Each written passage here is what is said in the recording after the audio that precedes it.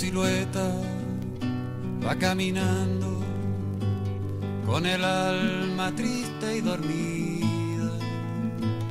Ya la aurora no es nada nuevo, pa' tus ojos grandes y pa' tu frente. Ya el cielo y sus estrellas se quedaron mudos, lejanos y muertos pa' tu mente ajena. Nos hablaron una vez cuando niños, cuando la vida se muestra entera, que el futuro que cuando grande, ahí murieron ya los momentos. Sembraron así su semilla y tuvimos miedo, temblamos y en esto se nos fue la vida. En la época de la independencia existían dos grupos políticos que eran los que tenían el poder, que eran los conservadores y los liberales. Los conservadores mejor conocidos como pelucones y los liberales mejor conocidos como pipiolos. Aparte de estos dos grupos existían otros tres, que eran los federales, que veían como su máximo exponente las leyes de Estados Unidos, los estanqueros, que veían como su máximo exponente a Diego Portales, y los o'higginistas, que pedían el retorno de O'Higgins después de su exilio a Perú. Y estos cinco grupos pertenecían claramente a la aristocracia, ya que eran gente culta y ilustrada. Hola, me llamo Pablo Laiza, soy reportero del programa History Channel tercero de TP, y ahora vamos a conversar con personas que encontramos en la calle. Hola, disculpe, Hola. ¿me tomaría un minuto, por favor? Sí, por supuesto. Nosotros estamos hablando sobre el tema de la aristocracia en Chile. ¿Podría hablar sobre el tema si es que estamos cachando sobre el tema de la intelectualidad de las personas? Pero, ¿en qué te refieres? El tema político y eso. Ah, bueno.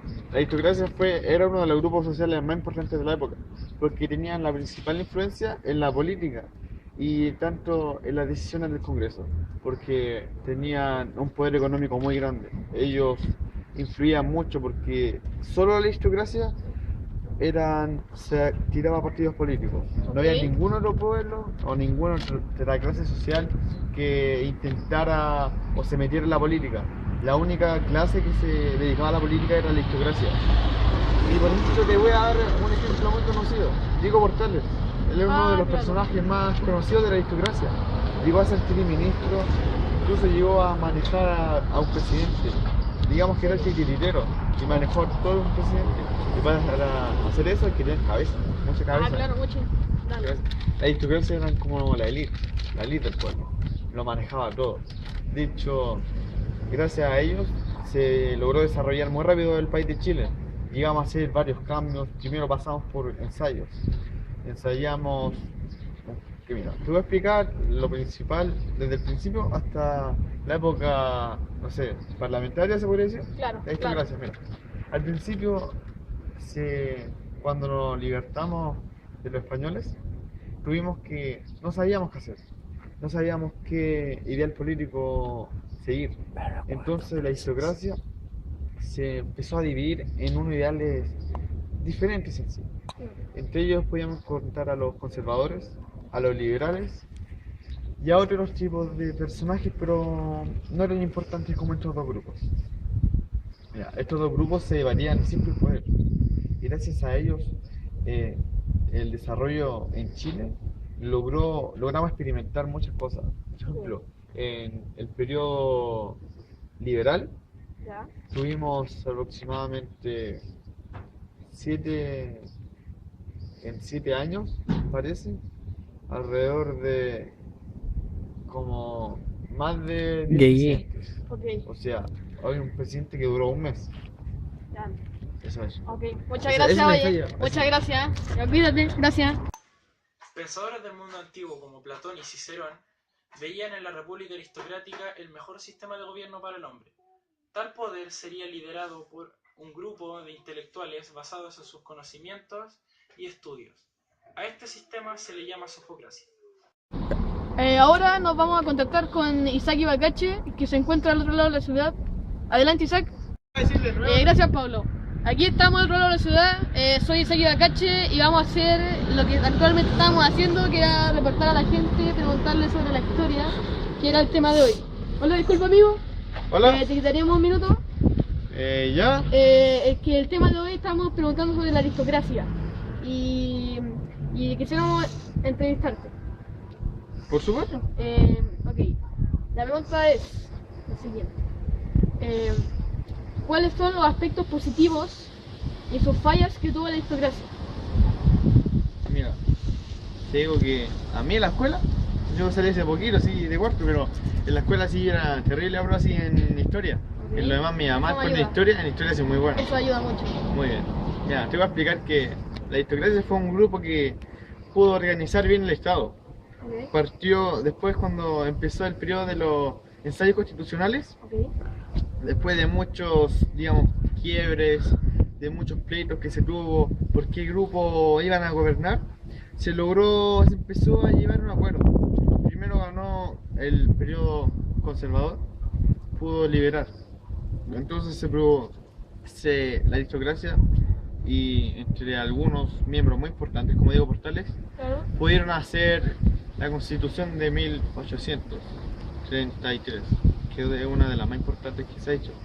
O sea que la aristocracia desde el inicio de nuestro país ya estaba ayudando mucho a nuestro Estado, ya lo estaba organizando mucho. Entonces con esa Constitución se logró hacer partícipe varias cosas. Primero, el poder del presidente subió mucho y se otorgaron ciertas leyes y normas que después fueron perjudicándolo, pero eso en un periodo más adelante ya. Ahora, y después, lo malo, porque ya dije lo bueno, porque hay varias cosas más, pero no por lo general.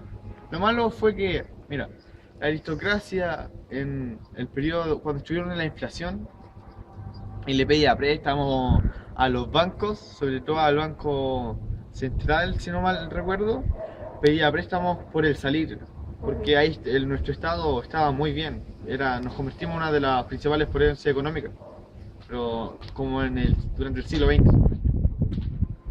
Entonces la aristocracia se aprovechó más o menos de eso, que estaba en buena situación y pedía préstamos al Estado, préstamos, estamos hablando millonarios, y se iban de vacaciones al extranjero.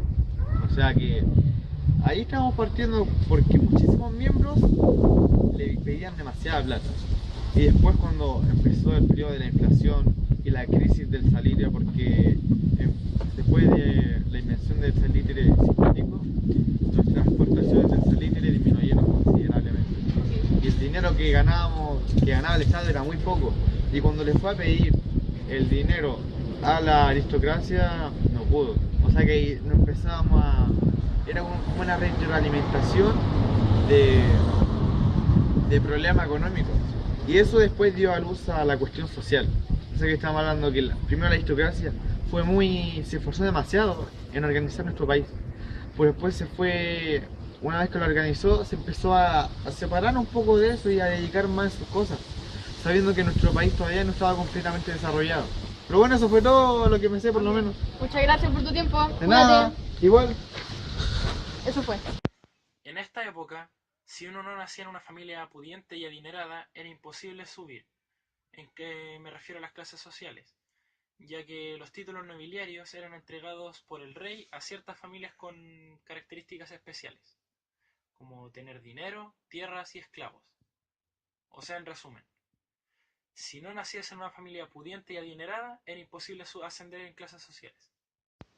En la época de la independencia existían dos grupos políticos que eran los que tenían el poder, que eran los conservadores y los liberales. Los conservadores mejor conocidos como pelucones y los liberales mejor conocidos como pipiolos. Aparte de estos dos grupos existían otros tres, que eran los federales, que veían como su máximo exponente las leyes de Estados Unidos, los estanqueros que veían como su máximo exponente a Diego Portales, y los o'higginistas que pedían el retorno de O'Higgins después de su exilio a Perú. Y estos cinco grupos pertenecían claramente a la aristocracia, ya que eran gente culta y ilustrada.